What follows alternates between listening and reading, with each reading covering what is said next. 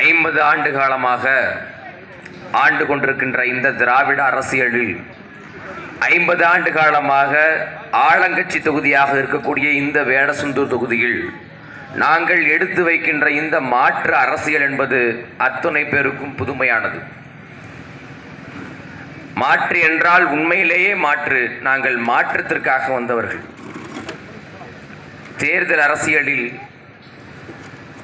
மக்கள் வாக்கு என்பது வாக்கு வேட்டை பொருளாக, விளை பொருளாக, விற்பனை பண்டமாக மாறிய பிறகும் அரசியல் படுத்தி மக்களுக்கு அறிவூட்டி அறியாமையை நீக்கி வாக்கு கேட்கிறோம். நாங்கள் உண்மையிலேயே மாற்று சிந்தனையாளர்கள். உங்களிடம் எத்தனையோ சட்டமன்ற வேட்பாளர்கள் வந்திருப்பார்கள். அந்த வேட்பாளர்கள் எல்லாம்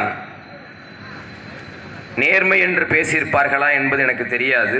உண்மை என்று பேசியிருப்பார்களா என்பது எங்களுக்கு தெரியாது.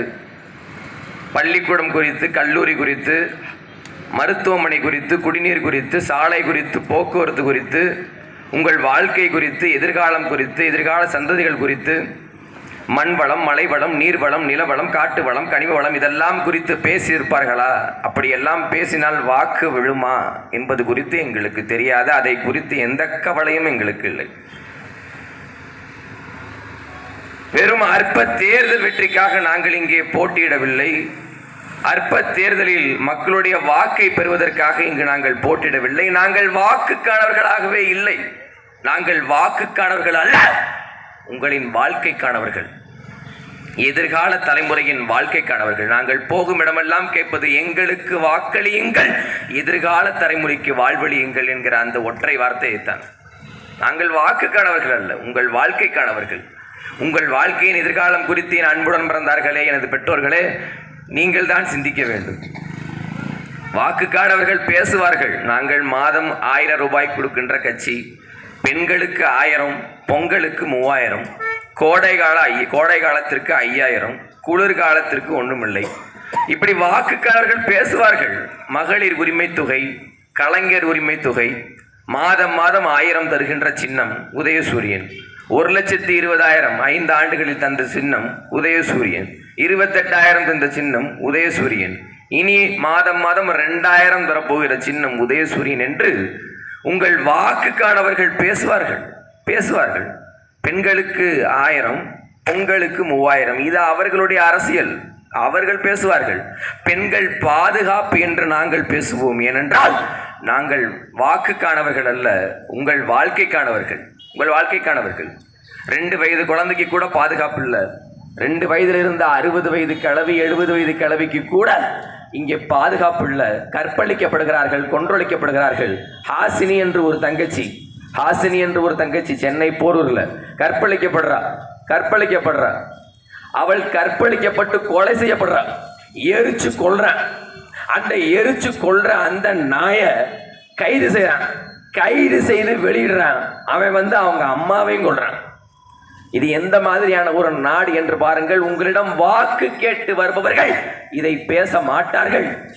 உங்கள் வாழ்க்கைக்கானவர்கள் நாங்கள் தான் பேசுவோம். என் அன்புடன் பிறந்தார்களே, நாங்கள் தான் பேசுவோம். பெண்களுக்கு 1000 தரோம், பொங்கலுக்கு 3000 தரோம் என்று அவர்கள் பேசுவார்கள். பெண்களுக்கு பாதுகாப்பு தருகிறோம், என் பிள்ளைகளை தொட்டா அவன் நெஞ்சில இறங்கும் தோட்டா என்று நாங்கள் தான் பேசுவோம். சாராயத்துக்கு அடிமையாக்கி ஒரு தலைமுறையே நாசம் பண்ணிட்டான். போதைக்கு அடிமை. 15 வயசு பையன்கிட்ட போதைப் பொருள் சாதாரணமாக இன்று கிடைக்கிறது.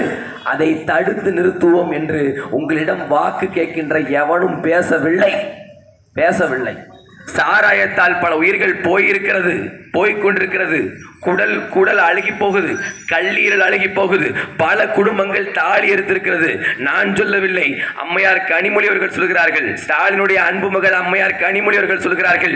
பல குடும்பம் தாலி எடுத்திருக்கிறது இந்த சாராயத்தால். அதிமுக ஆட்சியில் அவர்கள் சொல்லிய கூற்று. அப்ப இந்த ஆட்சியில தாலி இருக்கலையா?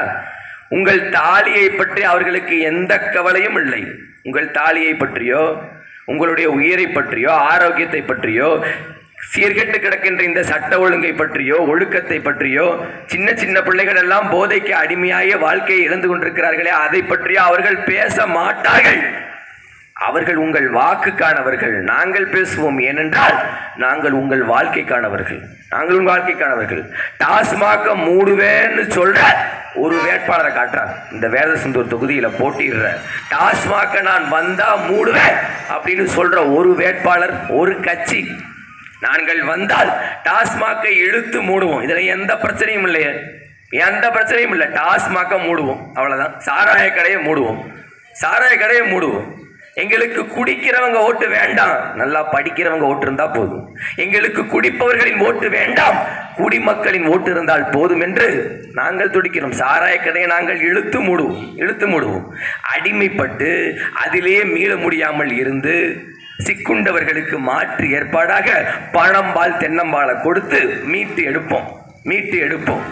குடியால பல குடும்பம் கெட்டிருக்கு. குடியை கெடுத்த பல குடும்பம் கெட்டிருக்கு. கள்ளச்சாராயம் குடிச்சு செத்தா 10 லட்சம் தருது இந்த அரசாங்கம். கள்ளச்சாராயம் குடிச்சு செத்ததுனால அரசு பொறுப்பேற்க முடியுமா? எப்படி பொறுப்பேற்க முடியாது. கள்ளச்சாராயம் குடிச்சு செத்தது என்பது அவன் திமிரு. கள்ளச்சாராய காய்ச்ச கூடாது, அது சட்டவிரோதம் என்று அரசாங்கம் சொல்லியிருக்கிறது. அது சட்டத்தில் இல்லை. கள்ளச்சாராயம் காய்ச்சி குடிச்சிருக்க கூடாது. காய்ச்சினவனும் செத்தான், குடிச்சவனும் செத்தான்.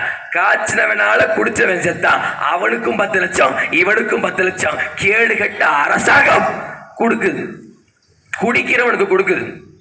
ஆனா நீட்டு படிக்க முடியாம முதல்நிலை தேர்வில், என்ட்ரன்ஸ் தேர்வில் தோத்து போய் படிக்கிறவன் செத்தான், குடிக்கிறவன் செத்தா 10 லட்சம் கொடுக்கிற இந்த அரசாங்கம் படிக்கிறவன் சாகும் போது எதுவும் செய்யல. இதை உங்கள் வாக்குக்கானவர்கள் பேசுவார்கள். உங்கள் வாக்கை பற்றி சிந்திப்பவர்கள் பேசுவார்கள், பேச மாட்டார்கள். உங்கள் வாழ்க்கையை பற்றி சிந்திக்கின்ற நாங்கள் தான் பேசுவோம். நடிகனை பார்த்து செத்தவனுக்கு, நடிகனை பார்க்க போய் வேடிக்கை பார்க்க போய் செத்தவன், நெரிசலில் சென்று செத்தவனுக்கு 10 லட்சம் ரூபாய் தருது இந்த அரசாங்கம். நடிகனை பார்க்க போய் செத்தவன் அவன் சுதந்திர போட்ட தியாகியா? ஆர்மியில இருந்தானா, மிலிட்டரியில இருந்தானா, இந்த நாட்டு விடுதலைக்காக தியாகம் செஞ்சவனா, இல்ல சுதந்திர போராட்ட தியாகிகளுடைய பேரனா, பிள்ளையா, இல்ல என்ன தியாகத்தை செஞ்தான்? ரோட்ல கிடந்த 10 லட்சம் ரூபாய் எடுத்து கொடுத்துட்டானா? நேர்மையின் பக்கம் நின்றுட்டானா? பொம்பளை பிள்ளை எவனாவது கையை பிடிச்சி எடுக்கும் போது காப்பாத்தி கொண்டு போய் வீட்டில் விட்டானா? ஏதாவது ஒரு அநியாயம் நடக்கிறது, அந்த அநியாயத்தை எதிர்த்து போராட்டம் செய்து சிறைக்கு சென்றவனா? இல்லை. நடிகனை பார்க்க போய் செத்தவன், ஆபாசத்தை பார்த்து செத்தவன், திரை கவர்ச்சியில் சென்று போய் செத்தவன். அவனுக்கு என்ன நோக்கம்? என் உயிரையே கொடுத்தாலும் சரி, நான் அந்த நடிகனை பார்த்து விட வேண்டும் என்ற ஒற்றை நோக்கம். அந்த நோக்கத்தில் தோற்றவனை, தன் உயிரை கொடுத்து அந்த நோக்கத்தை சாதித்தவனுக்கு 10 லட்சம் ரூபாய் கொடுக்குது இந்த அரசாங்கம் என்றால் இது தோற்று போன சமூகம். ஒரு தோற்று போன சமூகத்தில் மோசமான ஆட்சியாளர்கள் தான் ஆழ்வார்கள் என்கிறார்கள். ஒரு தோற்று போன சமூகம். தேர்தல் என்றால் என்னன்னு தெரியாது, அரசியல் கட்சியினுடைய கடமைகள் என்னென்று தெரியாது, எதுக்காக வாக்களிக்கணும்னு தெரியாது, அரசு நிதி என்றால் என்னவென்று தெரியாது, யாருக்கு வாக்களிக்கணும், எதுக்கு வாக்களிக்கணும், எதுக்காக வாக்களிக்கணும், நீ வாக்களிக்கிற ஆளுடைய தகுதி திறமை என்னவாக இருக்க வேண்டும் என்று இந்த சமூகத்திற்கு தெரியாது. இந்த சமூகத்துக்கு ஒன்று தெரியும், ரெட்டலை தெரியும், உதயசூரியன் தெரியும். அந்த சின்னத்தில் அவன் நிற்கிறான்னு தெரியும், இந்த சின்னத்தில் யார் நிற்கிறான்னு தெரியும். அவ்வளோதான். அவர்கள் வாக்குக்கு எவ்வளவு கொடுப்பார்கள் தெரியும், இவர்கள் வாக்குக்கு எவ்வளவு கொடுப்பார்கள் தெரியும். ரெட்டலைக்கு ஓட்டு போறதா இருந்தாலும் சரி, உதயசூரியனுக்கு ஓட்டு போறதா இருந்தாலும் சரி, பல தாய்மார்கள், பல பெரியவர்கள் தாங்கள் இந்த கட்சிக்குத்தான் வாக்களிக்கிறோம் என்று வெளிப்படையாக காட்டிக்கொள்ளாமல் இருப்பதற்கான காரணம், எனக்கு முன்னே பேசிய அண்ணன் சொல்லுவது போல, ஒரு வீட்டில் ரெட்டலை சின்னமும் வரைஞ்சிருக்கான், உதயசூரியன் சின்னமும் வரைஞ்சிருக்கான். காரணம், அவன் கொடுக்கிற 1000 ரூபாய் வேணும், இவன் கொடுக்கிற 1000 ரூபாய் வேணும். இது ஒண்ணுதான். வேற எந்த காரணத்துக்காக இந்த தேர்தல் நடக்கிறது?